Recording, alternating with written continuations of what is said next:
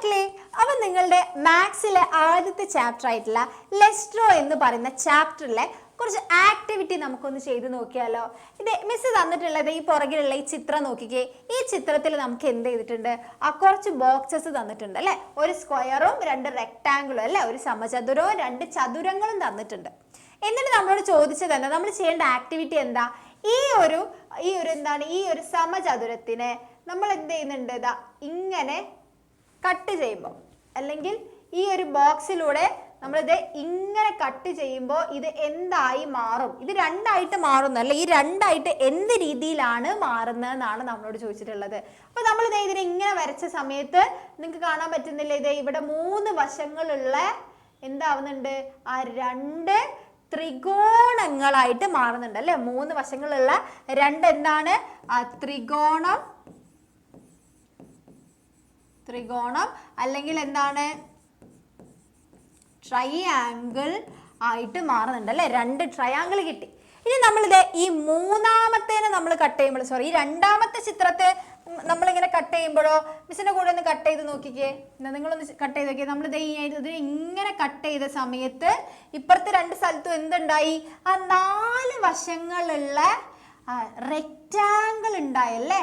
അതായത് 4 വശങ്ങളുള്ള ചതുരാണ് ഉണ്ടായിട്ടുള്ളത്, ചതുരം ഉണ്ടായല്ലേ. ചതുരം അല്ലെങ്കിൽ എന്താണ്,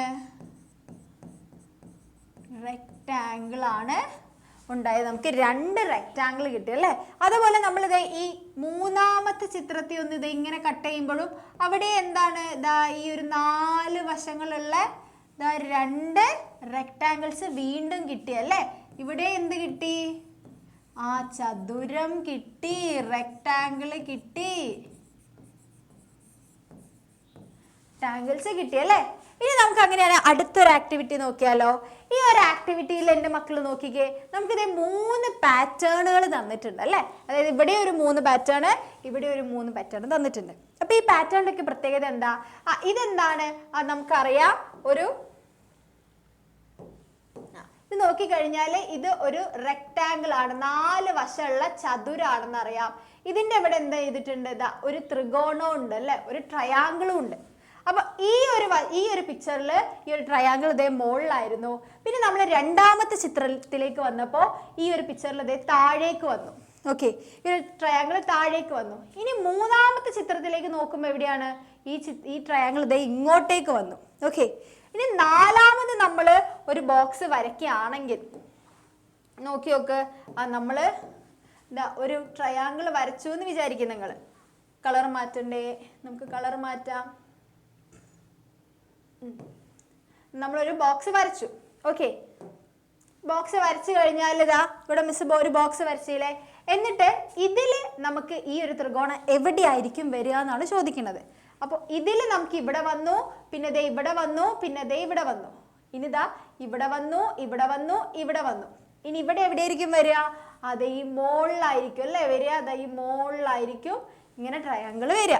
ഓക്കെ, പിന്നെ ഈ നാലാമത്തെ ചിത്രത്തിലേക്ക് നോക്കിയേ, നിങ്ങൾ ഈ താഴെ തന്നിരിക്കുന്ന ചിത്രത്തിലേക്ക് നോക്കിയേ.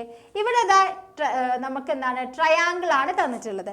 ആ ട്രയാങ്കിളിലത് ഈ ഒരു മൂലയിലായിരുന്നു ആദ്യം ബോൾ ഉണ്ടായിരുന്നത്. പിന്നെ നോക്കിയപ്പോൾ ഇത് ഇവിടേക്ക് എത്തിയത്. ഓക്കെ, പിന്നെ മൂന്നാമത്തെ ചിത്രത്തിൽ ആ ബോൾ ഏറ്റവും മുകളിലേക്ക് എത്തി. ഇനി നിങ്ങൾ ഈ ഒരു ചിത്രം നോക്കുന്ന സമയത്ത് ഇവിടെ എങ്ങനെയായിരിക്കും വരിക എന്നാണ് നോക്കേണ്ടത്. നമ്മൾ ഇനി ഒരു നാലാമതൊരു ചിത്രം വരയ്ക്കുമ്പോൾ, ഒരു ട്രയാങ്കിൾ വരയ്ക്കുമ്പോൾ, സോറി, ഇത് ഇങ്ങനെയല്ലല്ലോ വേണ്ടത്. ഓക്കെ,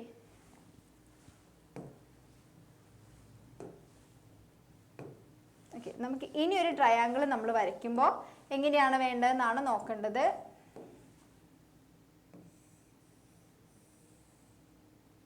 നമ്മളിത് ഇങ്ങനെ ഒരു ട്രയാങ്കിൾ വരയ്ക്കുമ്പോൾ ഈ സർക്കിള് എവിടെയായിരിക്കും വരിക എന്നാണ് ചോദിക്കുന്നത്. നമുക്കൊന്ന് വരച്ച് നോക്കിയാലോ. മിസ് എന്ത് ചെയ്തു, ഒരു കുഞ്ഞു സർക്കിൾ വരച്ചു. ഒരു കുഞ്ഞു സർക്കിൾ വരച്ചു. എന്നിട്ട് ഈ സർക്കിൾ നമുക്കൊന്ന് മൂവ് ചെയ്യിക്കാം അല്ലേ. ആദ്യത്തെ പിക്ചറിൽ ഇതേ ഇവിടെയായിരുന്നു ഉണ്ടായിരുന്നത്, പിന്നത്തെ പിക്ചറിൽ അത് ദേ ഇവിടെയായിരുന്നു. പിന്നെ എന്ത് ചെയ്തു, പിന്നെ ദേ ഇങ്ങോട്ടേക്ക് പോയി. പിന്നെ ഇനി എങ്ങോട്ടേക്കാ വരിക, ഇനി ദേ ഇവിടെ ആയിരിക്കും അല്ലേ ഉണ്ടാവുക. അതെ, ഇവിടെയാണ് ചിത്രം ഉണ്ടാവുക അല്ലേ, നമ്മുടെ സർക്കിൾ ഉണ്ടാവുക. ഇതാണ് നമ്മുടെ ആക്ടിവിറ്റീസ് എന്ന് പറയുന്നത്. അപ്പോൾ നിങ്ങൾക്ക് ആക്ടിവിറ്റീസ് ഇഷ്ടമായിട്ടുണ്ടെങ്കിൽ നിങ്ങളത് കമൻസിൽ പറയണേ.